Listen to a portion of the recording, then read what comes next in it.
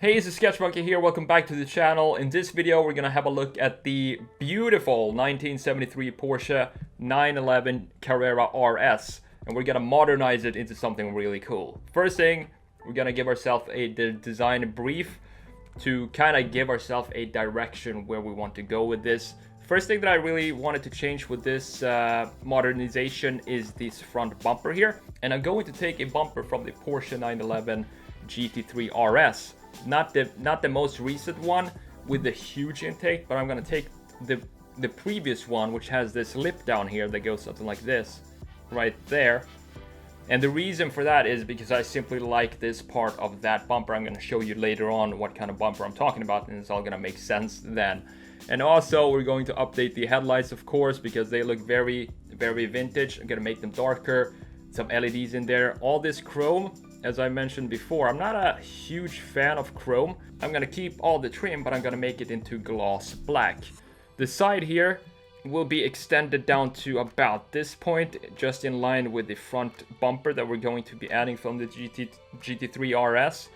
The front bumper also has a splitter on it that's in kind of a gunmetal color. So I'm gonna put the same kind of material and color and make that into a side splitter or a side skirt down here. It goes something like that. The rear, going to remove the bumper there, and the wheels is going to be interesting because I'm going to take the Sport Classic wheels. The reason for that is kind of obvious. They look very vintage, but at the same time they have a super modern feel to it, and they just look fantastic, and I think it's going to suit this car very well. Last but not least, I want to add a turbo air intake right here. And that's it for this design brief. Now let's get to work and get into the redesign of this car.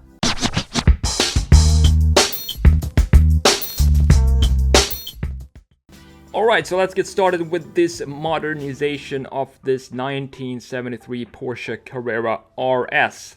It's definitely going to be a challenge because it's such a classic. I don't want to screw it up, but at the same time, I really look forward to doing this and showing you the end result. I think you're going to enjoy it. So I wanted to keep this really clean and not make it look like a body kit or something like that. And I'm gonna do that by using existing parts from Porsche cars, modern cars, and also design new features that look like stuff that you see that you've seen on Porsche cars before. And that way I kind of stay within the boundaries of Porsche design.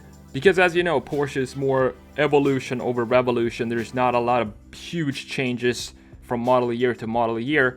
Because the big challenge with such a conservative brand such as Porsche is to stay within some boundaries and not be too crazy with the design. So what I'm doing right here is to darken the chrome, as I mentioned in the design brief. And I do that by using, I think this is an overlay layer.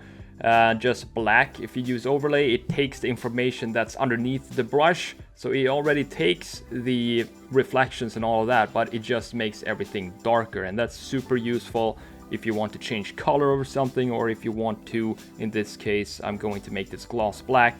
You already have the chrome reflections behind it, so all I gotta do is just go around all the chrome pieces with a black hard brush, and boom, we have some gloss black trim. And of course I have to do this on every single piece of chrome on this car. That includes the headlights with the circle around them. You have some chrome circle right here that I'm doing right now.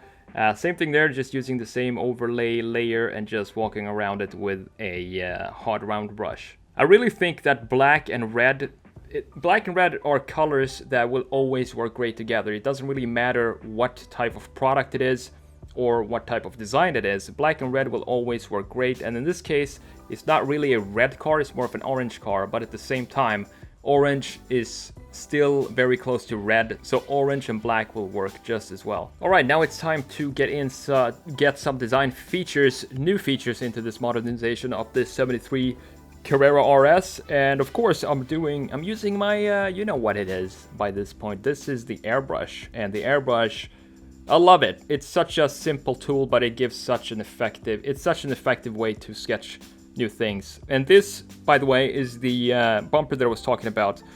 If you go back a few seconds here, you can see that it was more red than the rest of the car. So what I had to do is to color correct it, and I do that by changing the hue of this particular layer that this bumper is on. And you can also see that it seems to be some sort of difference in the material.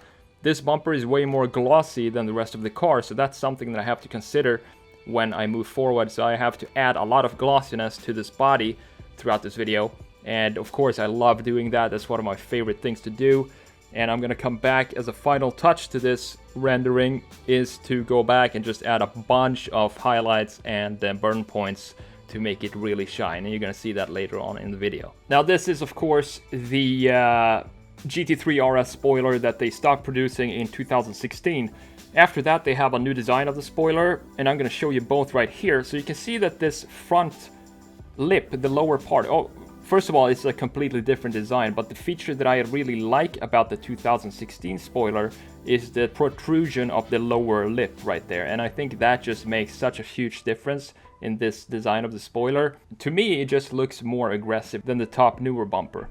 I also mentioned in the intro that I wanted to add some air intake that's similar to the old, actually up to early 2000s Porsche 911 turbos. And I think it looks really cool on this, and of course it's black, so it fits in with the rest of the trim. Not gonna have any chrome pieces in there or some other color that's gonna mess everything up. I want to keep everything, all the trim should be black, either gloss or matte, it doesn't matter as long as they're black. And when you do these type of mods, as you know, you have to go back and finish up the cut lines and the section lines between different body parts. So that's what I did in the front there. Also, integrate the front spoiler is important, and the easiest way to do that, if you just copy paste, for example, this front bumper or the wheels that I'm going to be doing later, the easiest way to integrate it in the new design or in the image is by using airbrush, because it kind of melts. You get the melting togetherness for free when you use airbrush. If you're using hard brushes, it's going to be very hard to get that smooth transition between new and old parts. So let's talk about wheel design. Actually, these stock wheels, I think they would do great on they still look great on this modernization, because they have that retro feel, but they kind of look modern in a sense if you compare it to other wheels from that same time. But of course I wanted to change them because it's so much fun to just do it. So I took some wheels from the Sport Classic, and I had to redesign the front wheel of this car because it was lacking some parts, so I just painted that in to fit this specific rendering. I didn't want to make them too big, the rims. I wanted to have a lot of tires still, because if it's supposed to be a modernization of an old car, old cars didn't have huge rims. They just had nice looking rims and a lot of tire as well. And I think it would be beneficial if you ever took this modernization on the track. So you see that front spoiler that's sitting underneath the bumper. It has a dark gray color to it, and I want that to continue and wrap around on the side and into the rear fender. So that's what I'm doing right here. I'm using the same colors as the front spoiler. I'm just color picking that color and then painting this whole thing out. And also, of course, we gotta add some highlights and shading to this part as well. And that's exactly what I'm doing right here. All right, so the headlights, we need to work on those for sure, because they are one part of this car that definitely look like they could use an update. So what I'm gonna do is I'm gonna darken them, make them almost black, and then have one single LED or bulb or whatever you want to call it inside of it. I think that will look the cleanest. And of course you gotta go back here as well and add the highlights and shading. And in this case I'm not going to be using a hard brush because it's a curvature. This whole light assembly has a lot of curvatures to it, so the easiest way to do that is to use the airbrush. As long as you're not working on the edges, then you want to go back to a hard round brush. An easy way to look at it is if you have large areas that you want to highlight and shade, then you should use airbrush. But if you have, let's say, an edge or a corner or something like that, or a cut line that you have in the bonnet right here, which I'm gonna add highlights to later on and show you what I mean. But if you have tiny details like that, then you want to have a pointy, hard, round brush to add the highlights.